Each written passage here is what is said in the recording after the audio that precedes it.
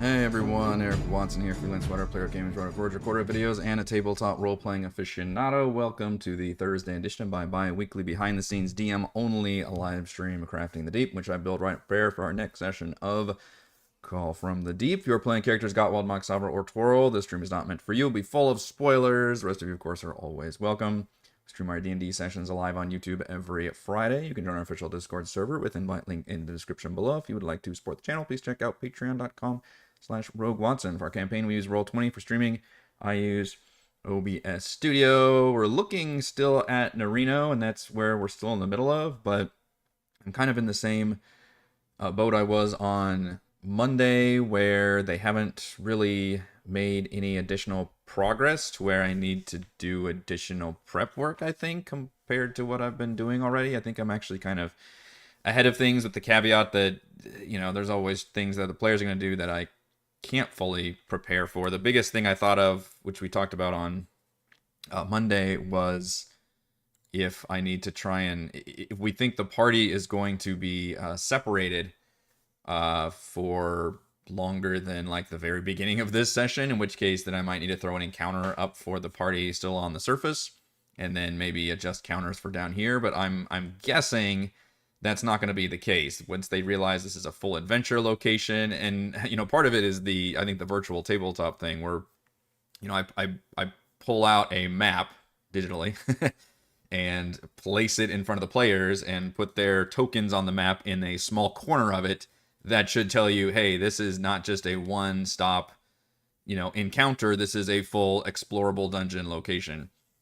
Now, I say that, of course, and Raymond still ended up, as Mac, exploring the Barrow by himself last time, even though that was clearly a dungeon location. But this one should hopefully give off the same vibes. And I have a feeling, as we mentioned, I think he's just going to try to pacify the giant shark out here, go back to the surface, grab the friends, and then go down, and between all their potions of water breathing and things, hopefully they can make that happen. Although I will need to apparently give them some means of longer, more permanent underwater traversal before the very final dungeon. Right now, 2 of them basically already have that. Really almost 3. Sabra just doesn't like to go in the water, which is cute, but I think she's got those magic stones, which never actually had a formal magic item. It was just kind of a almost utility thing, and they could kind of all use it to create like a dome of air if they needed to. I guess Gottwald's the only one that would still have to use potions of water breathing, so maybe there's something that I can still throw at the party, or just make somebody have to rely on potions long term or something. But I would have thought that by now they would all kind of have something, but I guess even though it feels like I've been giving them a lot of tools, I guess there's still 4 players and they all kind of have to have something that allows them to traverse. But I also like what they did here, which is, hey, let's take the 2 player characters who are the best underwater scouts we have and let them scout this area first. That's totally reasonable, so no problem with that. I also have no problem with them bypassing the giant shark socially, especially using like a speak with animals spell slot. And of course, Raymond's just a fucking delight to RP with when it comes to all these situations, so I was more than happy to do that. What he's probably hoping, though, is the giant shark will actually help them in a battle. I don't think that's going to be the case here, as the giant shark cannot make it inside this dungeon. I'm also painting, I thought of this, by the way, because the map kind of looks like there's outside courtyard areas, and I originally was describing it as such, but I thought, oh wait, if this is all like, open air to the surface, then A, what's to stop the party from just coming out down that way if they think to speak up and say, well, are there any other entrances? Or B, what's to stop the shark from just going down there, because I keep saying that the shark was, agitated by the blood and could sense that nearby. So I think I'm going to write it. I don't know if I described it like this last Friday, but the whole area is like domed and has these kind of, I guess, covered courtyards, like an outdoor space, but it's still like domed on the top, I guess. And it would all be like crusted over to where you wouldn't be able to see inside, very obvious, just the DM like, drawing a black marker over everything so you can't actually see it. Of course, if the players had some kind of extra utility powers or something, I would let them get inside, but so far they seem pretty content at just following the dungeon as I have designed it, which is going through a front entrance and, exploring from there. So hopefully they won't dive too deep in here without grabbing the rest of their party, so that we can have a proper full party goddamn dungeon crawl for once in this campaign. Not for one. I mean, we've done a bunch, right? That pretty much all of the Ghost of Saltmarsh content has delivered some dungeon crawling opportunities, which is a big reason why I wanted to implement them in the first place. Was I like dungeon crawls. I think that's the best way to pace an adventure. I definitely don't want to just do pure dungeon crawls, although it was delightful for Princes of the Apocalypse. But I think just pacing everything. But I think most adventures within, like most quests or adventures within a campaign, should involve a dungeon. But a dungeon could be like a 3-room cave, or it could be a giant, 30-room multi-structure mega dungeon, like whatever it is. But just having that kind of structure there really puts my DM mind at ease, I suppose. That's usually what I judge a lot of adventure content by. And Call from the Deep didn't necessarily have a lot of those adventures built in. It was all through these, locations from chapter 3. And if you notice, I'm using 2 of the very few locations that have dungeons built in, which is Nerino, Omen's Isle. I think there were only 2 more, which is Fort Vuxoria, which was a like Koatoa, and whatever the other creature was. Name of it now. It's a Morkoth or something. Morkoth. Which is this just kind of underwater cave area, and then the other one was Caer Allison, which is very similar to Nerino, where it's like an underwater dungeon with like ghosts and shit. But Nerino just seemed more interesting.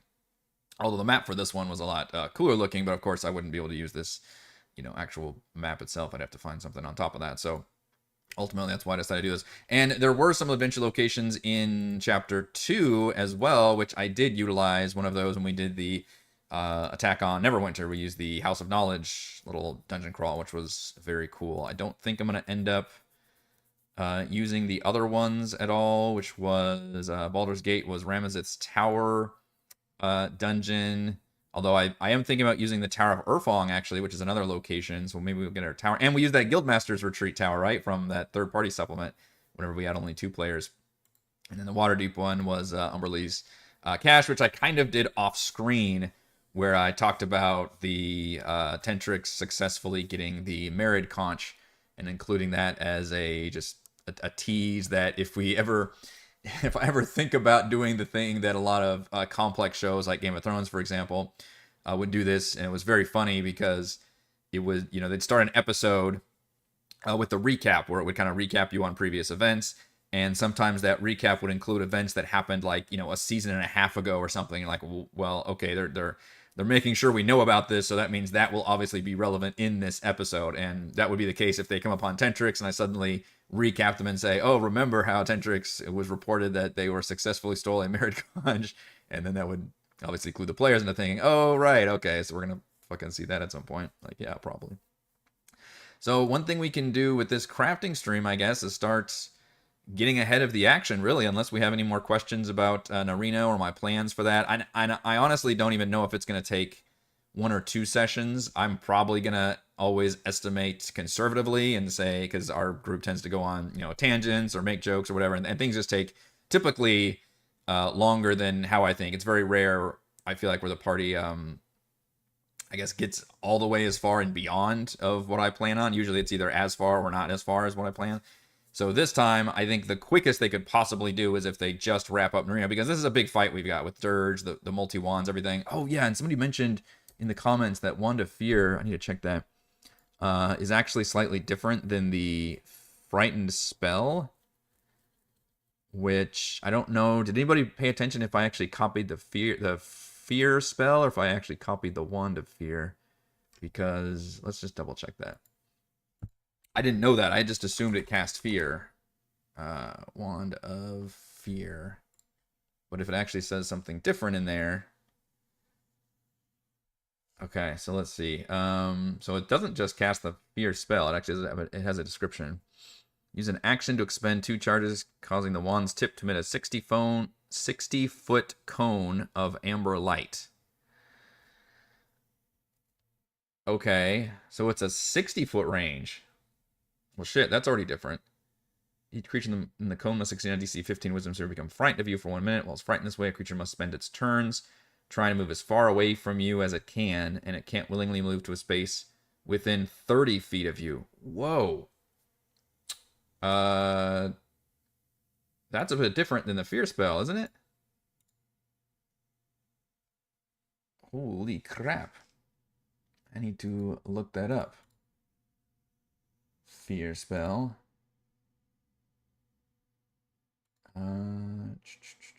Shoot, I was gonna cite who told me about this, and now I can't look it up. Thank you to whoever said that about the. It was either in Discord or YouTube. No, I don't remember. Damn it, I'm sorry. I was gonna give you a shout out, but I can't find it now. This is different though than the fear spell because of the range. That's a lot more powerful.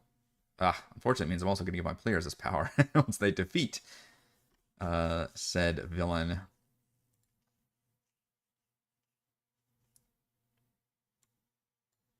Projected phantasm for each creature. Yeah, so the original fear spell is each creature in a 30-foot cone drops, if they fail to save, drops whatever is holding, becomes frightened for the duration.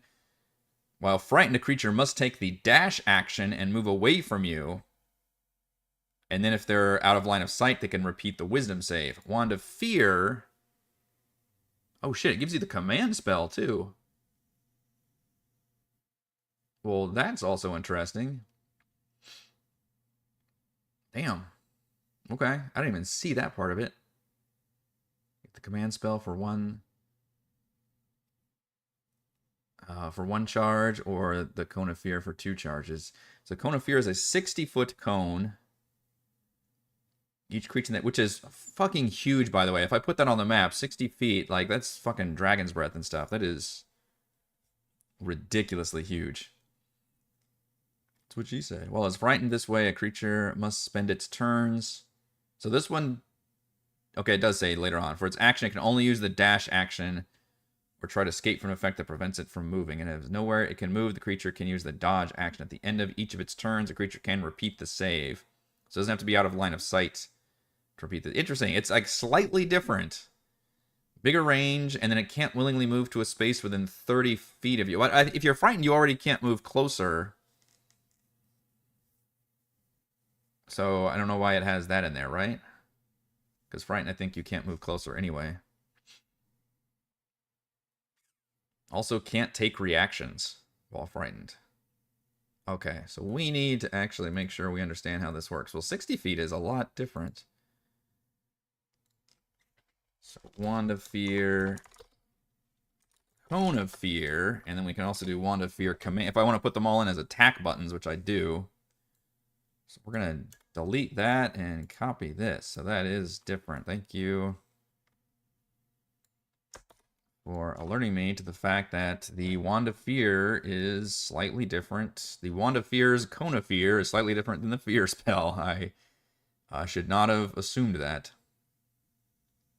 And DC 15 is correct on this, yeah. DC 15 was saying become frightened for you for 1 minute. Create some paragraphs in here, I think. If you can't move space, somebody else can't take reactions. Gonna use a dash action. And then make that if its turns repeat the save. Okay. So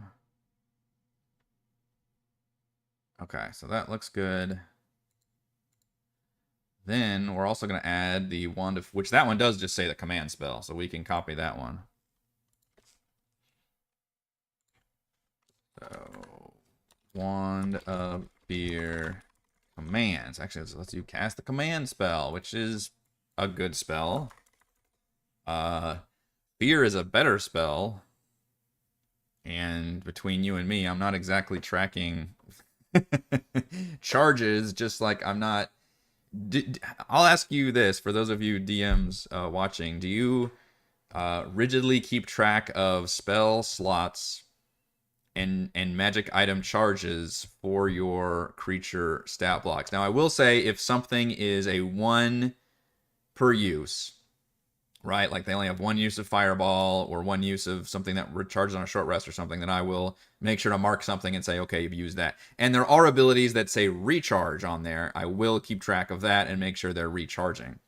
But if there's a mid to high level spellcaster who's got, 6 or 7 or 8 spell slots, I'm not really keeping track of that, frankly, because they're not going to survive long enough to actually burn through them. On the rare chance that they do, I may be like, okay, you're probably out of third level spell slots, but I'm not going to be, frankly, rigidly like tracking, like sitting there deducting like I was a player character. I'm trying to go as fast. My job as a DM, frankly, is to run combat as quickly as possible, which is probably why you don't see me running it terribly maximized efficiently. I play a lot of turn-based strategy games. That is my jam. I love that stuff, and I spend a lot of time on them.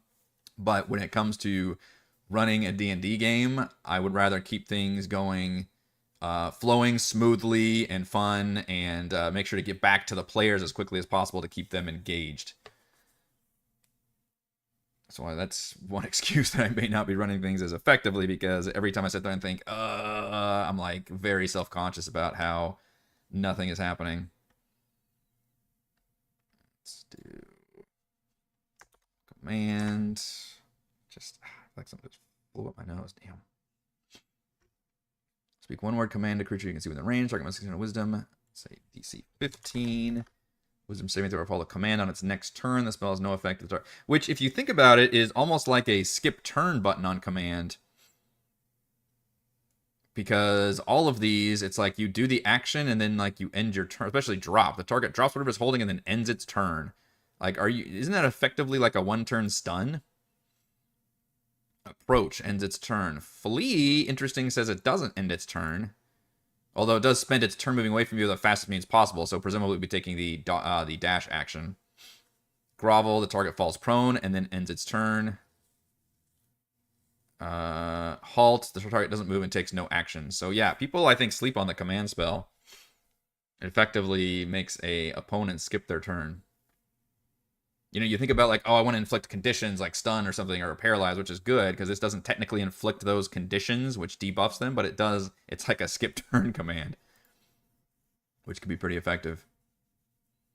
I guess I technically couldn't use both command and fear together, right? So I can use expend a charge from up to 2 wands. Interestingly enough, if I follow his stat block, it says he can use an action to expend 1 charge from up to 2 wands, which means he would not be able to technically ever use the Cone of Fear because that involves expending 2 charges. I don't think that's how this creature is designed. I think that might have just been an oversight on the designer's point, because clearly if you're going to give somebody, unless you're literally just expecting them to use command all the time, which command is very powerful, but I got to imagine he's supposed to be able to actually use the fear part of the Wand of Fear, right? Binding is still probably better, unless, I guess it's a different, no, it's not, it's both wisdom saves, yeah. Both binding and command are wisdom saves, so I might as well use binding because paralyzed, I believe, is more powerful. What's the range on command? I should look at that, actually. Yeah, 60 feet is the same range. Should make 60 feet. Do I have the ranges written down on all of these? 60 feet for command. Wand of Wonder has 120 feet. Cone of Fear is a 60-foot cone. Wand of Binding has a 60-foot range. And Wand of Lightning Bolt is 100 feet long. By the way, do you want to see what a 60-foot cone looks like? Because it's ridiculous. Let's see. Do we do it from the center? Or do we do it from the corner? Let's do it from the corner. So let's say from here. Look at that. Like, that's hilarious. That is so much cone. 60 feet is crazy. The main thing about cone is that you still have to aim it correctly. So you know, if they're surrounding you or something, it's a little bit trickier. I also don't know whichever cone to use, because there's one that go real wide. And there's others that are very tight. I don't know which canonically, and it's a little confusing. Roll20 gives you all those options. I guess I need to look it up on the DMG and see. I think you can maybe choose which cone you want. Do they all go as far? 90. Yeah, so why would you not always use just the wider one if you could? That looks a little too big. That's I don't know. I feel like you'd split the difference and say maybe 60 is the angle, I guess. say this is the most fair cone. I do like this measuring tool a lot, though.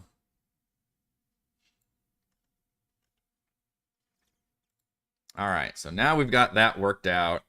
You know, pacing wise, again, the party will reach this encounter when they're down to only a few Sahuagin. So it should be a relatively easier fight for the party because you don't have to fight, you know, unlike the Storm Maiden who had a bunch of crew with her.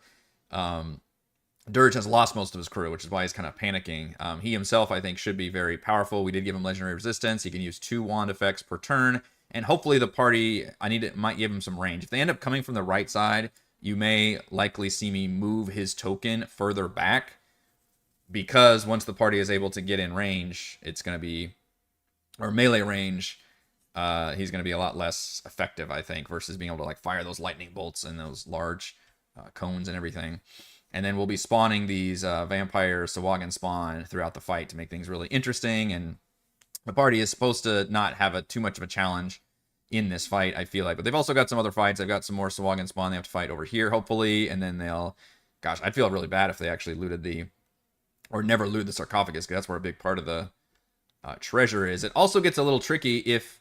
because I don't think Mei Ling, which is the vampire lady, has treasure in her own sarcophagus. We could add some there, but all the treasure is actually in these crypts, and she's kind of kept them there. Maybe as a merfolk, she has some sentimentality with, you know, maintaining the sanctity of their rest or something. So if the party hasn't looted them yet, because a lot of my dialogue was assuming they have, and that would thus add a more add tension to that dialogue, because she would be able to see and sense the fact that they've looted those and be very unhappy with them and basically order them to put them back unless they have something to trade for value or something of that, because she's not going to give a shit that they helped kill these people. She could have done that easily, and she was doing that fairly easily. She was just kind of toying with them. She hated Sahuagin, whatever, and the party just happened to come up, and then she backed off, wanting to see kind of what was going on with these new people, and then she will introduce herself afterwards. Now, all of this is, of course, you know, assuming things go generally according to plan, and I'm sure plans will fall apart quickly, but I've basically just got a vampire waiting in the wings, a merfolk vampire that I plan on introducing to the party as a neutral but leaning towards hostile enemy, and it's up to the party to entreat with her and try to get out without having to fight her right after fighting one of the big pirate captain lords. But either way, Dirge will be defeated here. He's not going to be able to get out of here alive. And maybe, who knows, this giant shark may follow the party around and be an ally to them. I don't know. If Matt wants to keep burning Speak with Animals and keep running with that, that could actually be kind of fun and enjoyable, and then that will make things more interesting when the party gets attacked by the zombie dragon turtle later on, which that's the kind of shit we need to start really prepping, is the Tentrix Driftwood Docks area. I got to look at map options and replacements and figure out how to do that, because that's probably going to be one of the more complex areas depending on how the players want to approach that situation. But we do have one nautical encounter left. It's not a random encounter.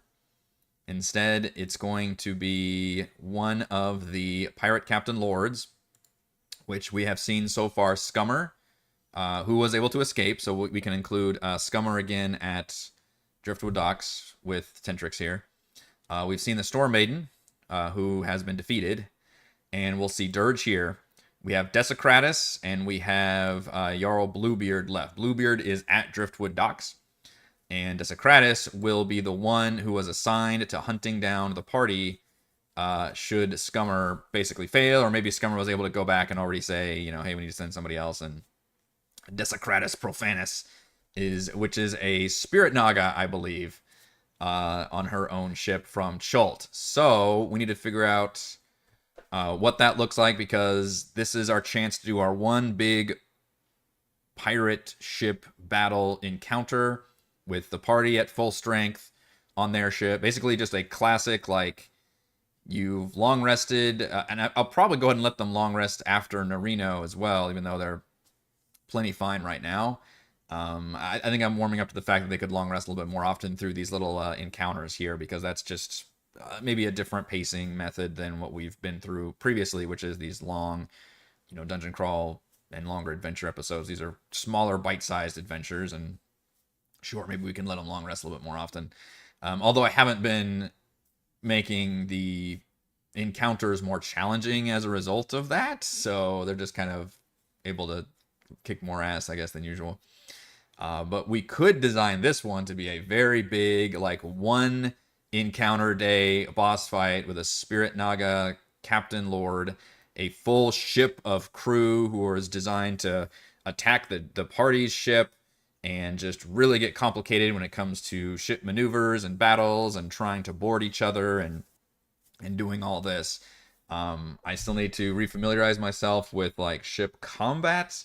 I believe Ghosts of Saltmarsh has rules on that, but I don't think they're highly regarded.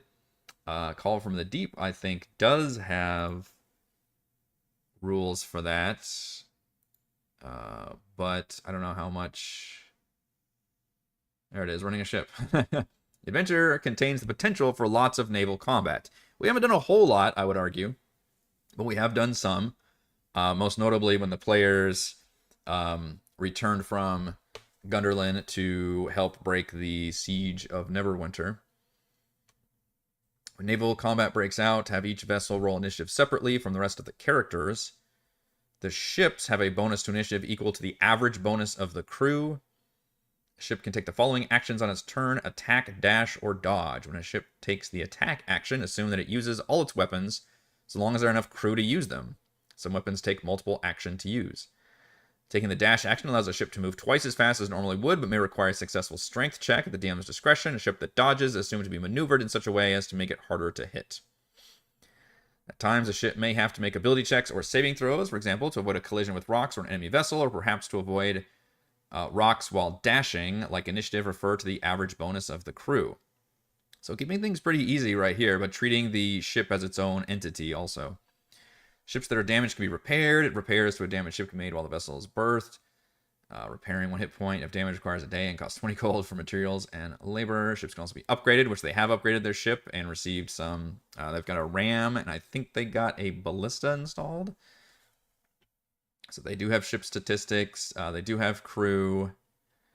And their basic ship, I think, is a sailing ship in terms of its stats. AC 15, although this has 300 hit points. I don't think I gave them that many hit points. Maybe I used something else. Maybe it was more like a caravel for 200 hit points. That sounds right. I'd have to look. I have it written down somewhere in a separate note thing about what their ship's got and what it can do. I do want the enemy pirate ship, though, to be made for hunting down other ships. Like this should be, they should be outgunned, at least when it comes to ships. And the pirate crew should have a good amount of forces, and they know the party to be able to counter the party. This should really be my chance as a DM to not pull any punches and be like, this represents the villain sending out a hunting party to destroy this party when they know at this point their reputation has, informed the villain about their capabilities and what they can do. So unfortunately, the pirate lords, which we went over this for the Storm Maiden and briefly for Dirge, although Dirge was a little easier because the Swagan stat blocks are there. It doesn't, Call from the Deep does not tell you what their crew consists of. It does give custom stat blocks for all the pirate captain lords, but it doesn't say, hey, here's what their crew is. Because all the pirate captain lords are basically found in Tentrix as just kind of mini bosses all in that area, whereas I'm pulling them out and putting them, on their own ships. So it is up to us to create this pirate ship encounter with crew that is going to feel numerous and overwhelming, but it should still be winnable by the party. And this is going to be a 9th level, or what are they right now? Are they 9th? I think they're 9th level. We talked about pacing last time too on Monday, where I was concerned that I was concerned that I wouldn't be able to keep them the same level through all of Driftwood Docks and the floating pirate layer, because this little area that I just threw in here about, excuse me, the pirate captains being out and about and the party going to these various locations is suddenly taking like 6 or 7 sessions, and that's way more than I anticipated. I was just going to add this as a couple sessions at the beginning of the Drifter Docks Tentrix scenario, but because this is really lasting as long as any of our individual adventure arcs are, I'm probably going to have to level them up before the Tentrix thing. So perhaps Desecratus will act as the big major climactic boss fight to this situation, this one little scenario of the players going around and fighting the pirate captains and doing a little bit of open world shenanigans. And thus, I would probably level them up after this fight, and then they can be level 10, I guess, for Drifter Docks and Tentrix and all that. And then we can really see how, it really depends on how long that takes, if I'm going to level them up again.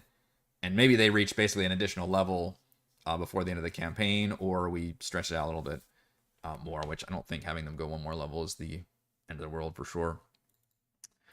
Maps wise, we do have the same ship encounter map that I don't see why we wouldn't use. Shout out to fan of the show and patron Bear Gardner for supplying the boat map that we haven't actually seen for a while. We haven't done a random encounter, I think, since they arrived at the final enemy, but they did a Sahuagin battle. But I've been using the same ship map, and then we can just find another ship map to attack them with. And this will only be used, obviously, once the ships are fairly close, which hopefully they would be. As I mentioned, I want to try to make their ship be very powerful, and the enemy ship, and the players will have their NPCs who can be like, oh crap, we need to, like, our best chance of survival is to turn and fight, because they have us, the enemy ship is faster than us, and the enemy ship is more heavily equipped, so I don't think we'll be able to escape them.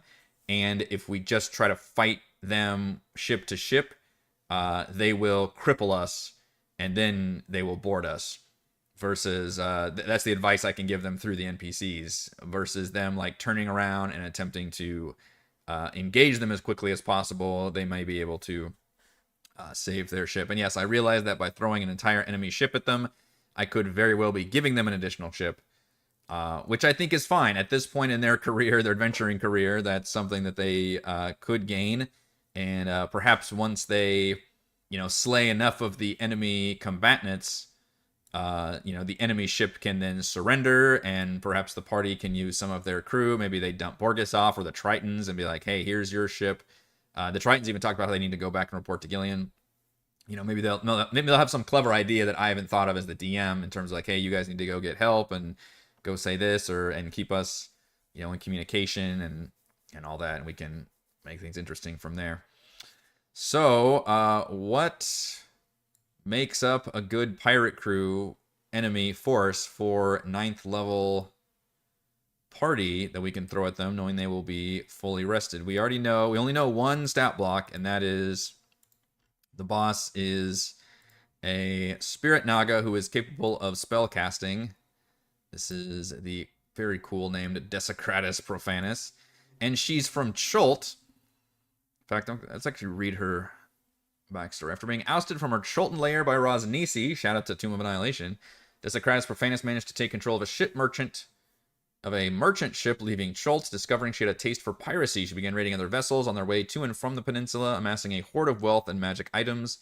Seeking greater influence over the seas, Desecratus traveled north to the Sword Coast, where she made a habit of sinking Lord's Alliance vessels, which brought her to the attention of Tentrix.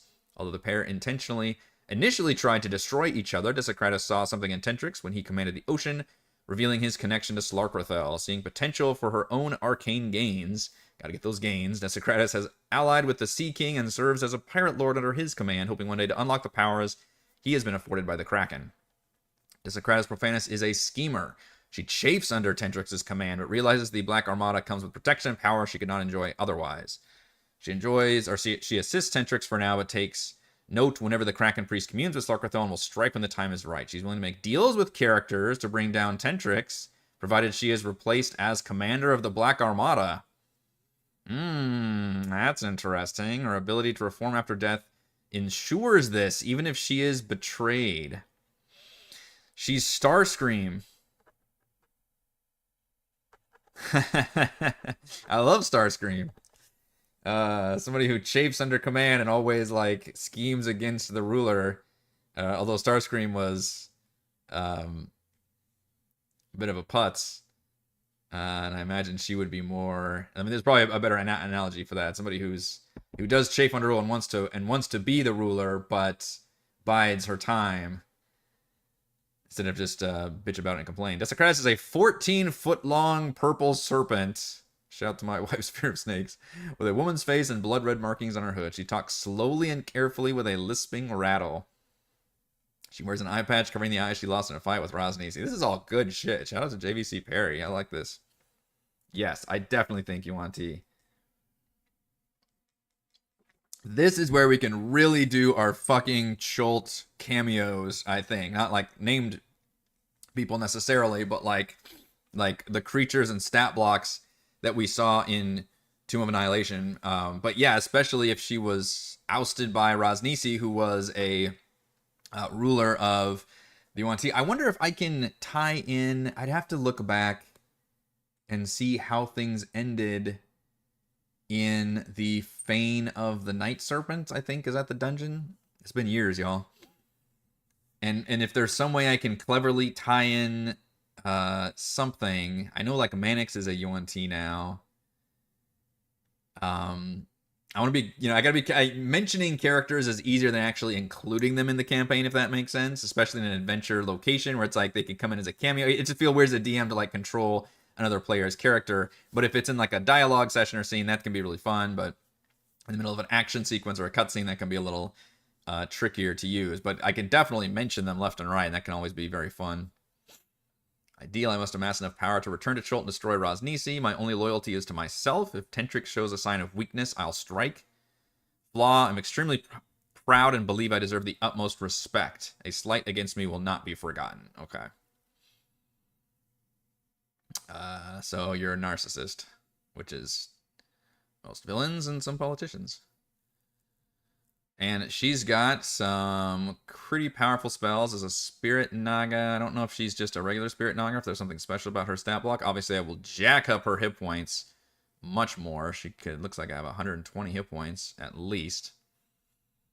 Dominate Person is pretty huge. Dimension Door, Blight, a Lightning Bolt would be great to throw down there. For some, maybe we can give her some more good AoE spells. Well, the Lightning Bolt's got a good range. Trying to think of like if there's spells that can actually come before they even engage, and when the ships are shooting each other, she could be shooting lightning bolts at the party. I think it's got a 100-foot range. We decided, yeah, 100-foot long. That's pretty good range. Dimension Door would allow her to get on the boat if I needed her to, but honestly, having her stay on the ship and throw spells is probably the best use of her talents. Cool ass looking token too, man. That's glorious. I really love these pirate lords. So yeah, Yuan Ti. What are our options for Yuan Ti? Do we have any in Call from the Deep? I don't know if Yuan Ti actually show up at all. Maybe in some random counter or something. The Yuan Ti Anathema is the only one that's here, which does not have a token, so we're gonna go ahead and delete it. So it shows up late in the dungeon. Let's grab some Yuan Ti. Make all the Yuan Ti that serve Captain Manix misogynist. God. Yuan Ti. Manix does have his prejudice. I'm a little worried that a lot of Chris's characters are like automatically prejudiced in some ways. Like there's role playing, and then there's like, this is getting to be a problem here. Let's see. Yuan Ti monsters. Ooh, Monster Mania Expanded's got some options too. Pure Blood, easy option for probably the low ranking. Do they have range attacks? They got short bows, which deal poison damage. That's pretty good. Oh, just baseline magic resistance is so fucking good. Jeez. 40 hit points also. Shout out to the Yuan Ti Pure Blood. With Suggestion, also probably one of the most fun spells that I've encountered. It's just Jedi Mind Trick, which is delightful.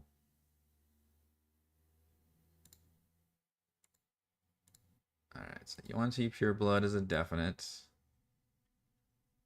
Abomination, definitely.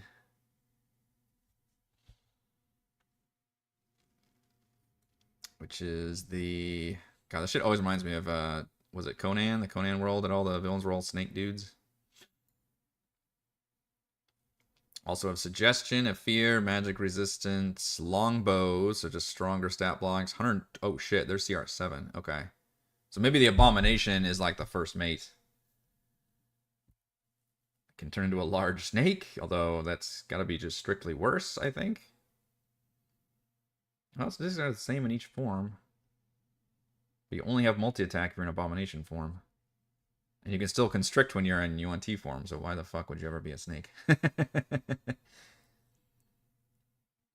Snake plus person is better. I'm mainly looking to make sure they have long, all range attacks, because these are all going to be like firing from the boat, at least initially.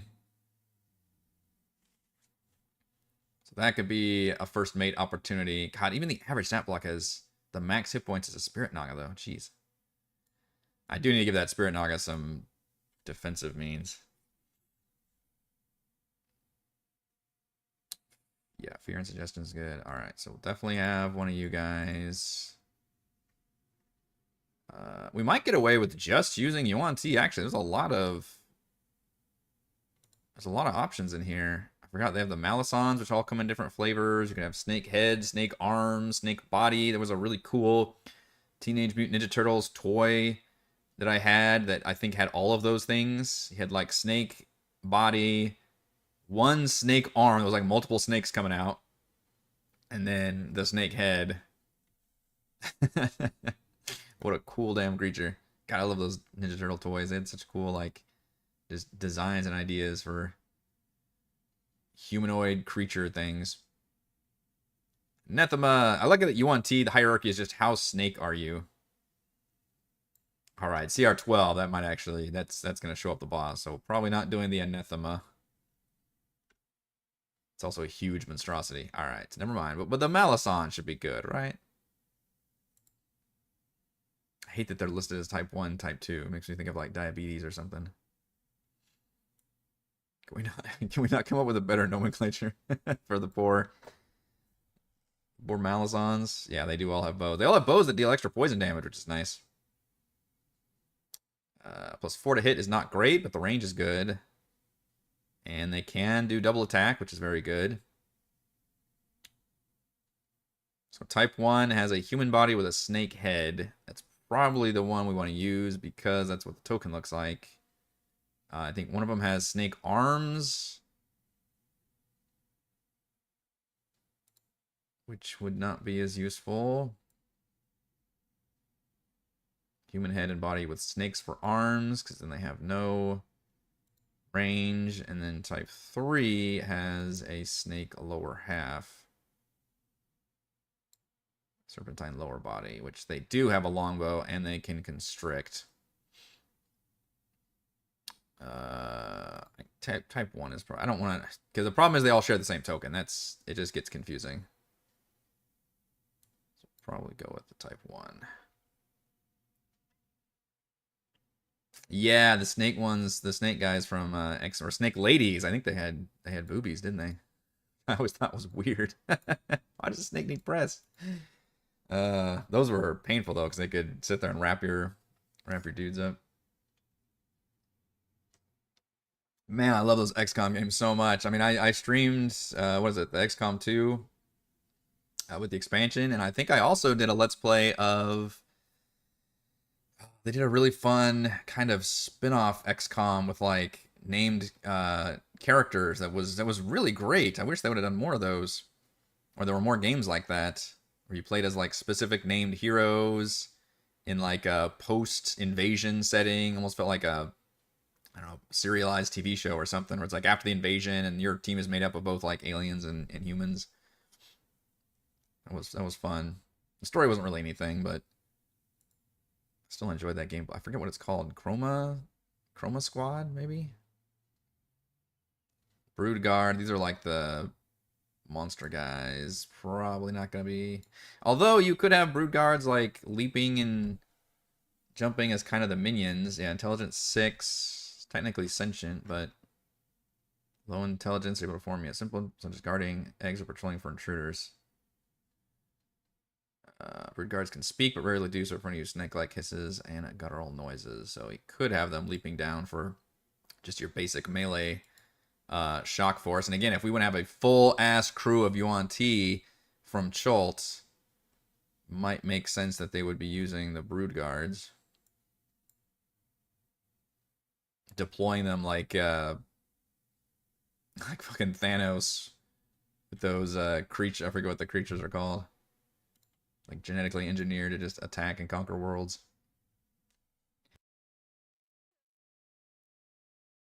Oh man, that was an explosive sneeze. Golly. Guess we're getting to that season. The Pitmaster.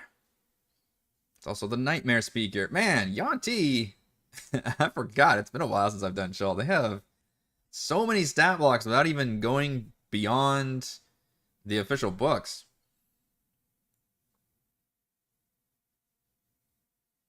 People like their snake shit. Pitmaster is a CR5. Can polymorph into a snake. And is a spellcaster. Command Counterspell. Ooh, having Counterspell on the field would be devastating. The party has literally never had me say Dennis Nedry, nah, with the Counterspell. Hellish Rebuke, Invisibility, Misty Step. Okay. God, I just want you for Counterspell. Also Eldritch Blast, although only a +3. God, what they're going to be doing is just picking up and throwing people off the ships, which, hey, more power to them. But yeah, having somebody that can counterspell would be nasty pants. Might have to include him. Yuan Ti targets up to 5 creatures it can see within 60 feet. Each target must succeed a DC 13 con save or fall into a magical sleep and be unconscious for 10 minutes.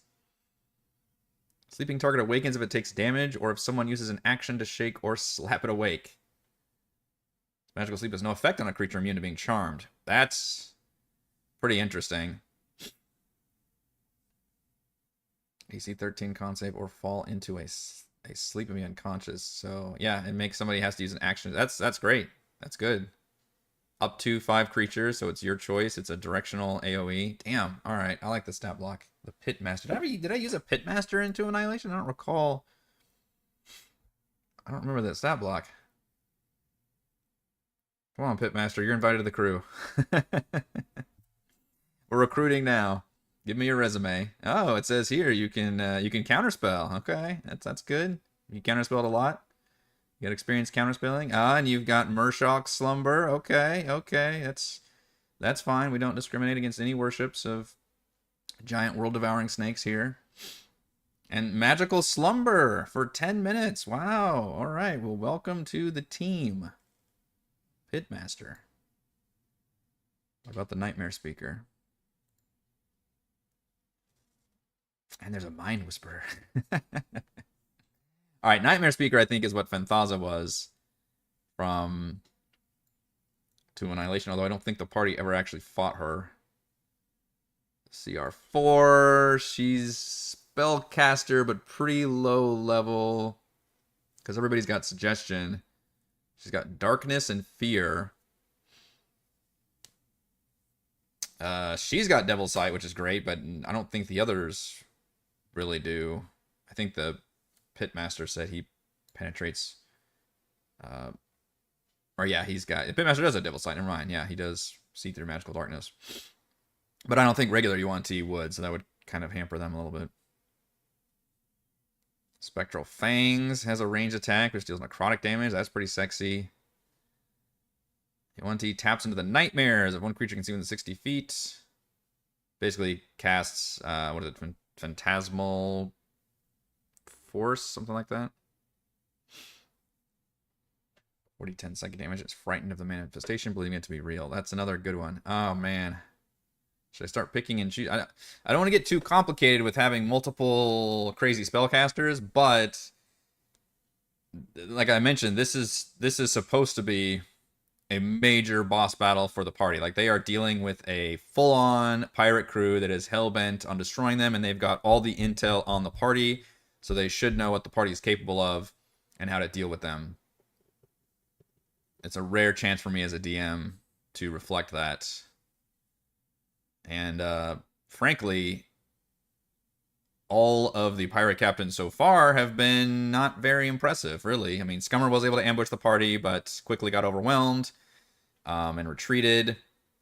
Storm Maiden was a very unique situation where she was sort of socially convinced, and then the party fought her finally after she had fought a big boss fight herself, which was meant for the party.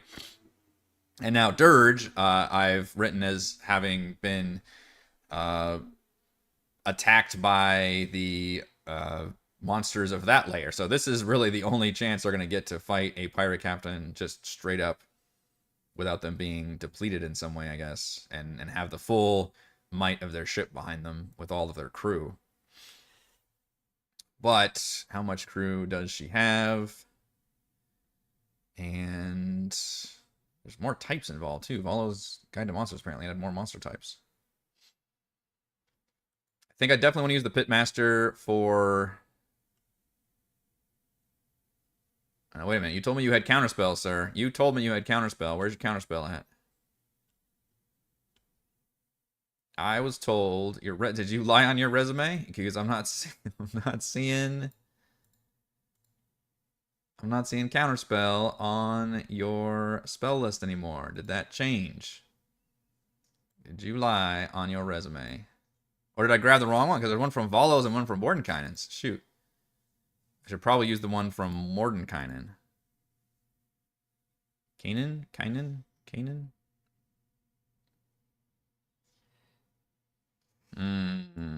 Mordenkainen's does not have Counterspell. It was the Pitmaster I was looking at, right? That had that? Yeah, that changed. Interesting.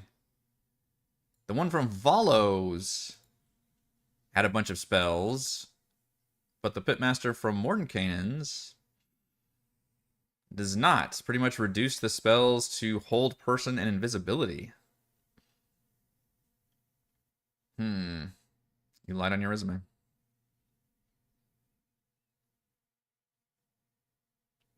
Although I think maybe it gave it the Spectral Fangs attack. I don't know if it had that one before too. Sometimes that does come up where they change things around.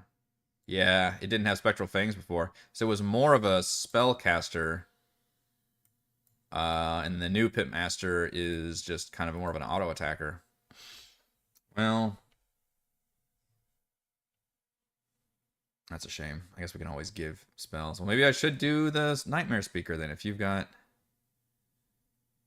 more spell opportunities, we can use you as somebody who just throws Spectral Fangs around. And that Slumber is still pretty good, though. We respect the Slumber.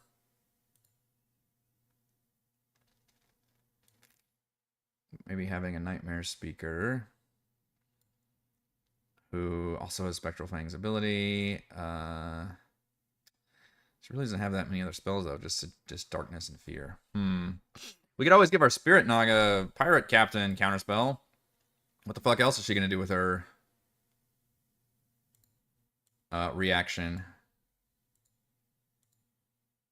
So we might actually add the Nightmare Speaker as well, which now we're getting to where we got a lot of stat blocks to play with. So we didn't even have to look beyond the Yuan Ti is what I'm learning. Like, we have got plenty of options with an all Chult Yuan Ti, which they're all very racist of the Yuan Ti, right? They're all about like racial purity, and they're all like love the snake, be the snake.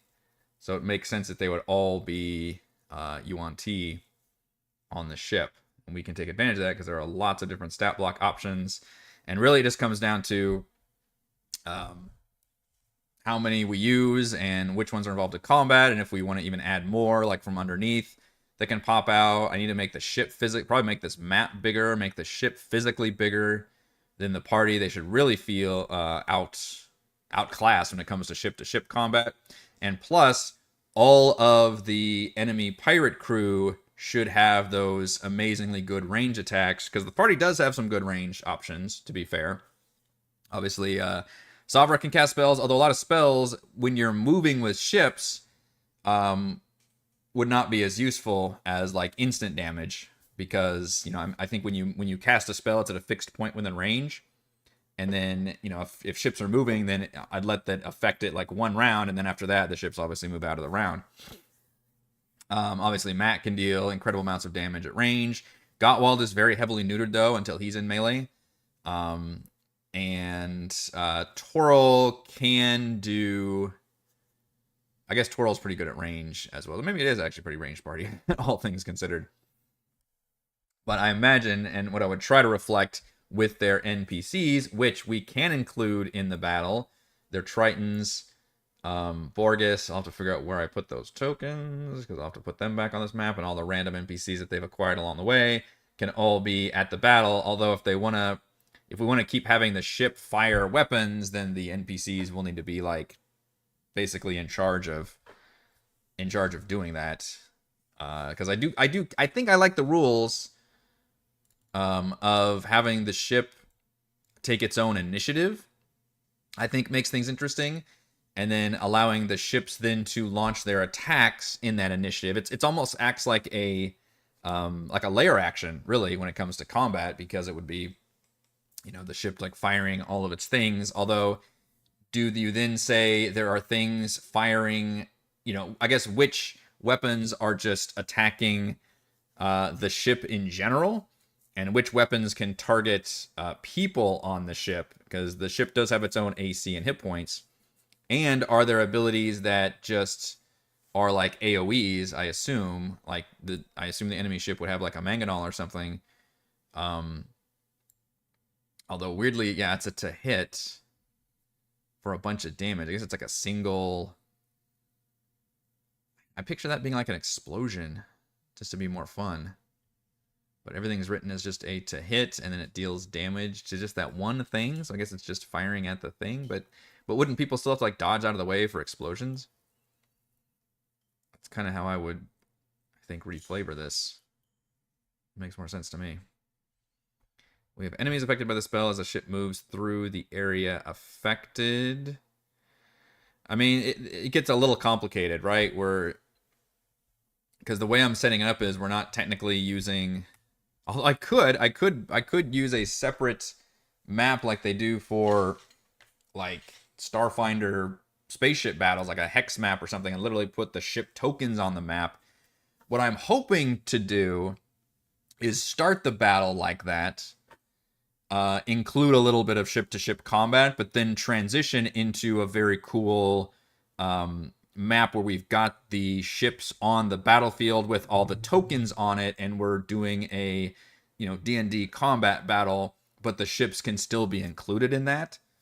So that's something I don't want to settle into, is like, oh, this is just purely ship-to-ship stuff, and I'll encourage that through again the player NPC voices saying like, we are going to get demolished by the enemy, so I'll need to jack up all their, they need to have at least twice as many armaments as the party does, more hit points, more AC, all of that.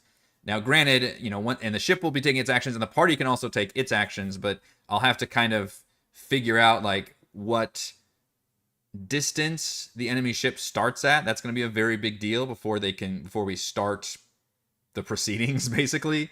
And then how it closes in on the party, and maybe that changes depending on if the party chooses to take that dash action. Then maybe it takes longer for the enemy ship to catch up. But it should always. I am gonna impose like DM law of physics, where there is not gonna be a way. I'm trying to think. I'm sure there's some magical bullshit way they have of doing this, of escaping this fight. Where basically their ship will be more the enemy ship will be more powerful in every way, which is by design. And the one thing I'm not thinking of, I guess, is the party could have maybe allied with that giant shark and have that giant shark following them around, and then have that giant shark aid them in the fight. But still, that shark would it would still take that shark a many rounds to take the enemy ship out.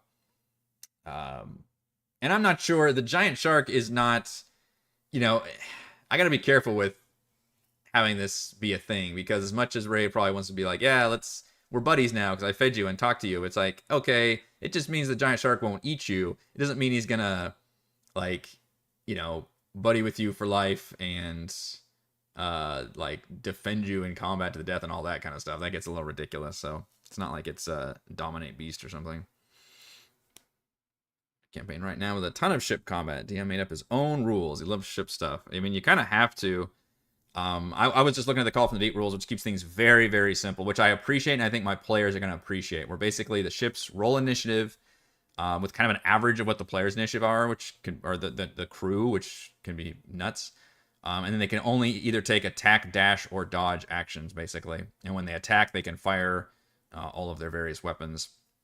I think that's fine. And that, like I said, I think that creates kind of a layer action mentality when it comes like, oh shit, now it's the ship's turn to be able to do, big stuff, in addition to the party being able to do things. So even though it makes sense where you would first see a ship like a mile away or something, maybe I'll say it's a real cloudy morning or something, and that's the ship pops out of the water. Because this D&D combat kind of breaks down if it's too much distance. But I think it's fair to give the players time to prepare. So maybe they do that, and then we probably start in with the ship. Everybody can start firing off abilities once they get within 120 feet of each other. So maybe I declare that it's, I don't know, 200 feet or 180 feet, whatever it is, away, which is very, very close for an enemy ship, but it just gets a little weird if they see them coming from a distance. I guess I could say you see it from a distance, and you have a minute to prepare for whatever things you want to cast or do or whatever, but assuming you keep going on your way, or even if you speed up, it seems like they are coming very fast. And then we can probably start official like initiative combat once. I don't know what proper speed it would be. I guess longbows can actually work within, now that I think about it, like 500 feet with disadvantage. If you really want to get crazy about it, you wouldn't be able to use any spells until you got closer. But yeah, longbows can be used 600 feet with disadvantage, I believe is how that works. They have to be within 150 feet to not have disadvantage. So if we wanted to get really crazy with the long-range combat, which this would be the opportunity to do that, we could start that far away, and they could start having, attack. Which at that point, it's like, I don't even know how you target. I guess you use the token fakes. It's like just volleys. Like, you're not really able to target anybody 600 feet away, I don't think. You're just kind of shooting in the air at that range and hoping that the arrows rain down and hit somebody. So we could play around with the range a little bit, I guess. But yeah, especially if we do that range, and these guys will definitely be able to outrange the party. So the other thing we'll have to figure out is the numbers. Like, how many of the enemy do we have to unleash upon the player? Because I want this to be a very difficult, nasty, hard-won fight, and then they can probably get their nice level up afterwards. All right, I think that is going to do it for this Thursday edition of Crafting the Deep. Enjoy the content as always. Please check out patreon.com/Rogue Watson. Shouts to Platinum patrons Joe, Will, Thomas, Stan, Brennan, Genocider, Eclectic, Roleplay, Roll, Christopher, Corey, Big Nut, John F, John L, Tyler, Nathan, Ken Chrisley, Counselor, Andrew, Daryl, The Reldron, Stephanie, Patrick, Jason, Ismail, Amit, Limpy Spudge, Sharni, Warden, Harold, Eudemonia, LLC, Jamie, Reese, Tom, and Lucius, and Gold patrons RPG, Peppercramps, Pretty Boy, and Yuma, Lizard Lounge, Jerome, Nathan, Pasica, Torta, Scott, Refus, Carolyn, Jerry, Glenn, Marcus, and Mark.